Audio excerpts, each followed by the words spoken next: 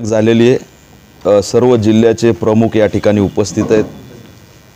महाराष्ट्राचे अध्यक्ष विनोद भोळे, जिल्ह्याचे अध्यक्ष माधव भालेराव, आमच्या महाराष्ट्राचे दुसरे नेते मुन्ना भालेराव, हे वाटोरे, मुन्ना वाटोरे, राज लस्करे, असे सगळेच पदाधिकारी या ठिकाणी व्यापक उपस्थित आहेत।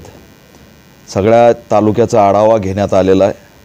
सगळ्याकडून जिल्हा परिषद, पंचायत समिती आणि महानगरपालिकेसंदर्भात भूमिका विचारून घेतलेली आहे आणि या संदर्भात आम्ही चर्चा करून येणारी जी निवडणूक आहे ती समविचारी घटकांसोबत मनोवादी सोडता जर युती करून लढता येत असेल तर तसे प्रयत्न करण्याचे आदेश दिलेत आणि जर समविचारी घटकांनी विचारात नाही घेतलं तर सर्व निवडणुका नांदेड जिल्ह्यातील महानगरपालिका, पंचायत समिती, जिल्हा परिषद स्वबळावरती लढण्याचा निर्णय आज आम्ही या ठिकाणाहून जाहीर केला आहे।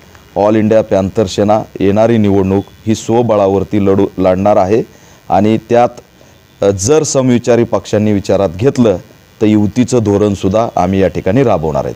भाई, मनोज जरांगे आंदोलनाची हाक दिली आणि लक्ष्मण हाके जरांगे यांचं आंदोलन अनेक वर्षांपासून सुरू आहे।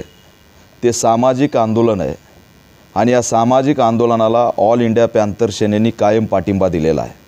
संतोष देशमुखच्या हत्याकांडापासून आम्ही सक्रिय सहभाग घेऊन संतोष देशमुखला न्याय द्यावा, मनोज जरांगेचं आंदोलनसुद्धा मराठा समाजासाठी एक महत्त्वाचं आंदोलन आहे।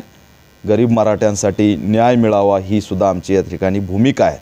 त्यांचं आंदोलन निघत असताना दुर्दैवाने डॉक्टर बाबासाहेब आंबेडकरांनी आंदोलन करण्याचा अधिकार दिला, तो संविधानिक अधिकार आहे।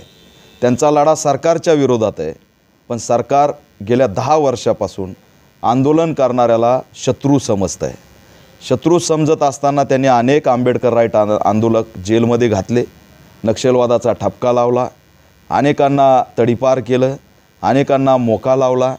जिल्ह्यामध्ये लढणारे जे आंदोलक आहेत त्यांना शत्रू समजून, नक्षलवादी समजून जेलमध्ये डांबण्याचं काम ह्या मनोवादी व्यवस्थेने केलं असा माझा थेट आरोप आहे।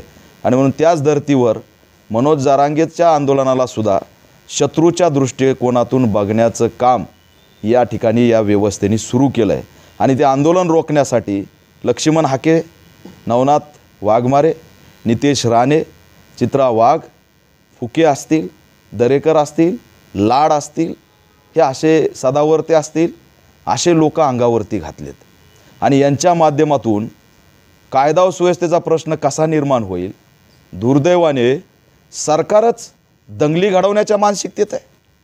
नागपूरला लक्ष्मण हाके प्रेसमध्ये सांगतात की मी गेवरायला चाललो, त्याला मारणार आहे, दांडे काढा, आणि 5 तासामध्ये तुम्ही पोलीस म्हणून, IB म्हणून त्याला अटक करू शकले नाही। तो गेवराईमध्ये येतो, गोंधळ घालतो, त्या ठिकाणी काट्या काढतो। कायदा व सुव्यवस्था बिघडून मनोज जरांगे यांचं आंदोलन कसं थांबवता येईल हा त्या ठिकाणी सरकारने प्रयत्न केला आणि यामुळे सरकार या ठिकाणी एक्सपोज झालेलं आहे। मी लक्ष्मण हाकेंना या माध्यमातून विचारतोय की OBC साठी दीपक केदार लढतोय, मेंढपाळांसाठी दीपक केदार लढतोय, आपल्या OBC समाजाचे सामाजिक प्रश्न गंभीर आहेत, त्याच्यावर लढलं पाहिजे। जर मनोज जरांगेंच्या आंदोलनाचा लढा जो सरकारच्या विरोधात असेल तर व्यक्तिगत लढाई तुम्ही का करताय आणि कुणाच्या इशाऱ्यावरती करताय? गुणरत्न सदावर्ते कोर्टात काय जातात, ॲक्टिंग काय करतात, नक्कल काय करतात, जोरात काय बोंबलतात? अरे काय मिळणार आहे तुम्हाला? गुणरत्न सदावर्तेंना कायम शूद्र म्हणून RSS मानतं। गुणरत्न सदावर्तेंना आमदार केलं नाही, खासदार केलं नाही। किती दिवस झालं गुणरत्न सदावर्ते या व्यवस्थेची हुजगेगिरी करतायत? काय दिलं सरकारने, काय दिलं RSSने? कारण RSSच्या दारामध्ये सदावर्ते सुद्धा शूद्र आहेत, गुलाम आहेत आणि त्यांना गुलामीची वागणूक दिली जाते। त्याच्यामुळे मी त्यांना सुद्धा आव्हान करतोय की अशा पद्धतीने सामाजिक तेढ निर्माण होईल। गावागावामध्ये प्रश्न गंभीर आहेत। मला सांगा ना, सदावर्ते एखाद्या दलित अत्याचारासाठी कोर्टात गेलेत का? अनेक तरुण मारले, गायचोर केली म्हणून खामगावमध्ये रोहन पैठणकर मारला, सदावर्ते गेले कोर्टात? एखाद्या सोमनाथ सूर्यवंशीसाठी गेले कोर्टात? कोणत्या दलित अत्याचारासाठी गेले कोर्टात? मनोज जरांगेच्या विरोधात कोर्टात जायचं, सामाजिक आंदोलनाला रोखायचं, दिशाभूल करायची। लक्ष्मण हाकेंनी सांगायचं मी सामाजिक न्यायासाठी लढतोय।